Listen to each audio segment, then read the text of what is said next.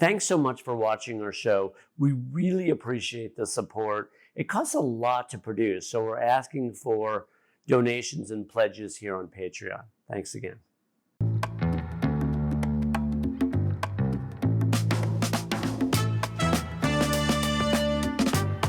Hey, welcome to See It and Feel It with Dr. Brett, and I'm Dr. Brett, and today I'm here with Patrick Chester, who's coming from the Seattle area, an interesting guy, a landscape architect who has a background in the sports gambling world that we're going to get into. But before we do all that, I'm curious, why landscape architect? How'd you get started in that world? And then we'll sort of make our way to sports and sports gambling and all that stuff that's happened to you. Sure. Yeah. I back in my early 20s, I was going to college and I just started doing it as kind of a side job to make a little extra money. Worked for a friend of mine who had his own business, and then eventually started my own landscaping business when I was in my 30s. Took a break from that during the big recession back in 2008, 2009. And then sort of gravitated back towards that, and it's something I've been in that field for, 20 years. Gotcha. Did you actually get a degree in landscape architecture, or you just became a landscaper and then figured it out as you went? So I never did until I went to work for my new employer about 5 years ago, and they paid for all my schooling to go back and get the license and everything else. And so I finally did get that done, but that wasn't until 3-4 years ago. Gotcha.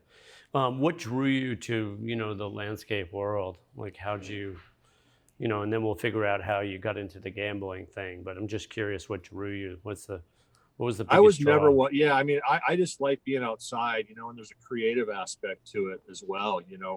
The more I did it, the more I found the creative side of it and enjoyed working with people, who had kind of a vision of what they wanted for their property, but they didn't quite know how to put it all together. And so helping people do that was an exciting thing for me, and like I said, the more experience I had with it, the more creative I was able to get. And I was never one to sit down at a desk for 10 to 12 hours a day. So being outside and working and collaborating with homeowners was kind of a fun thing for me and a challenge at the same time. Awesome. Very cool. When we lived in the desert a year ago, we had a good friend who is a pretty well-known landscape architect in the golf world. So he would build the golf courses for the famous architects. He would do, his company would do most of the work around these pretty high-end courses in the California desert. It was pretty awesome, though, to see his work and to play the courses, and the amount of, perfectionism that went into what he was doing was pretty intense. It's a lot of fun, to have a blank slate, like the golf course design field or whatever. Just have a blank slate and to visualize what you want it to look like, and to actually see that, come to fruition when it's all done is pretty exciting. Yeah, very cool. So what happened, along the way that derailed you? How'd you get into the gambling and the sports world in particular? Why sports gambling? And, what do you think was the catalyst for that, detour that you took that now has become part of your life's journey, right? In terms of the public speaking and the mentoring that you're doing now and the awareness work that you're doing. Sure. Yeah. For me, I grew up around sports. I played sports all the time, all through high school. I played baseball at a junior college level for 1 year. That's as far as I ever took it. But I've been a sports fan and involved with sports my entire life. I've coached basketball. So I was never, the casino thing, the blackjack, the cards, that was never appealed to me. I don't know. It was something about the gambling and the sports combined, and it's something I started doing, before internet gambling, so probably back in my mid to late 20s, I started putting small bets on football games, just as a kind of a fun little hobby, not recognizing where it could or would ultimately lead me. So there weren't signs of this in like adolescence or anything. It really showed up a little bit later after college. It's no, not that we've been able to, and I've been going to therapy ever since I left treatment, 6 years ago. And we talk about, well, we're trying and pinpoint certain periods of time and junctures in my life. And it's hard to really hone in on something through my childhood that would have led me down this road. Mm. Is there a history of addiction in your family on a genetic, on a genetic level? Parents, grandparents that, were drawn to alcoholism or drug abuse or whatever it was. Yeah, there was. And so, my father was not, going back a little bit to my childhood for a second. I was introduced to gambling through my dad as a child, but he never had a gambling addiction problem later on in life, but he did have a drinking problem, and addiction does run Mm, in my family. And so mm. that's, that's very real. Yeah, because I've worked with a lot of athletes over the years that are aware of the addiction running in the family. So they tend to be a little bit more like, cautious around, you know, certain things like drinking, smoking, whatever it is, because it's so prevalent in the family tree. But it doesn't sound like that was something that you were particularly aware of, at least back then. No, I had no idea really. Growing up, I had no idea that addiction did run in my family. And as you know, if it does run in the family, you're certainly more prone to falling into that For lifestyle, sure. whatever, or that addiction in whatever Mm, whatever area we're talking about. You're just more prone and more susceptible. And so, no, I didn't recognize it as a child. Who does? When you're mm, 15, 16, 20 years old, you don't see that stuff really. yeah. But in my parents didn't ever talk to me about any of that stuff either, the dangers or anything like that. So And so this process for you, it sounds like it was insidious. It sort of happened slowly over time where you kind of got sucked into more and more and more, and then it sort of became a full blown addiction. Is that what occurred? Oh yeah, I mean, Brett, I was loving it. There was nothing more enjoyable than putting $100 or $200 on a football game in my 20s with my buddies. No idea what could eventually happen. That was just a fun thing to do. But yeah, so it snuck up on me. It was a progression over the course Mm, of 15 to 20 years, really. wow.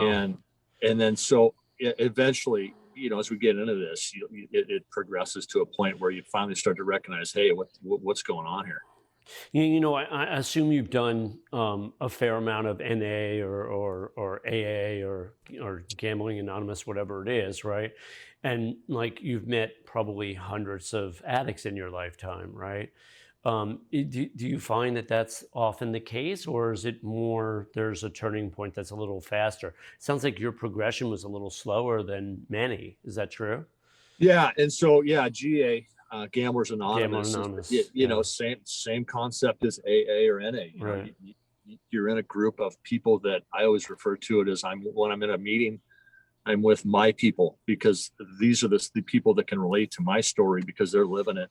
And so yeah, a gambling addiction is much easier to hide, until the financial ramifications really start to bubble to the surface. But you don't see the physical effects that you would say on an alcoholic or a drug addict. And we're good at lying, we're good at deceiving, we're good at hiding things. And so yeah, for me it was a longer progression, much slower. It wasn't like something where I went on a 2-week bender and came back and my wife looked at me and said, what the hell happened to you? It was Hmm. much slower and like I say, much easier to hide. Mm. And then eventually it became something that you couldn't hide, I assume. That took 10, 15 years, and then it got to a point where the consequences got so intense that you couldn't hide it? Really, I was able to hide all the red flags were there, all the signs were there. Couldn't pay our bills, we lost our house. What's going on here? Why are these? My wife was getting calls and people showing up at her work, serving her with papers that were related to something I had done. And so the signs were all there, but nobody could really pinpoint it because I was still hiding it. Really, Mhm. um, my family didn't know that I had a gambling addiction until the very end, and Wow. they intervened at that point. So who is it that, was there a family member that led the intervention? Was it your wife or your biological family?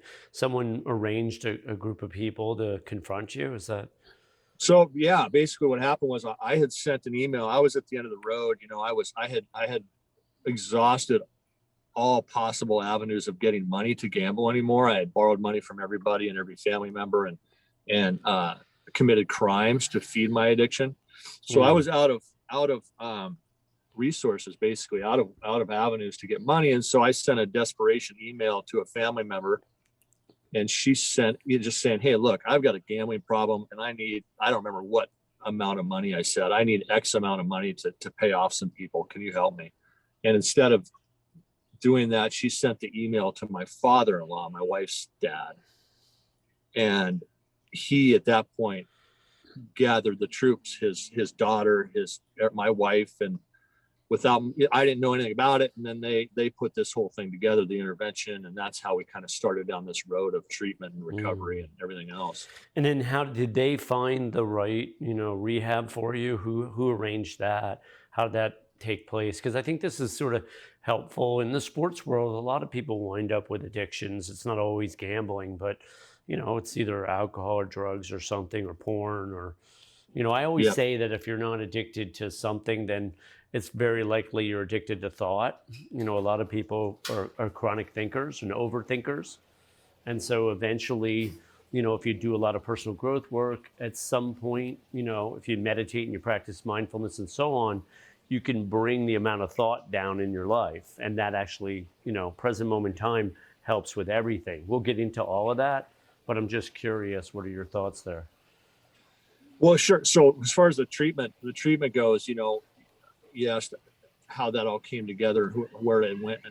My sister-in-law, my wife's sister, and my father-in-law, and to a certain extent my brother-in-law and my sister, kind of all worked on this, and they came up with I think it was my sister-in-law who found this place in Minnesota. It's called Project Turnabout. It's a treatment facility that they deal with drugs, they deal with alcohol, but they also have a wing of that facility that's specifically designed for gambling addicts, which in this country is hard to find. You don't find gambling addiction inpatient facilities that are specifically designed.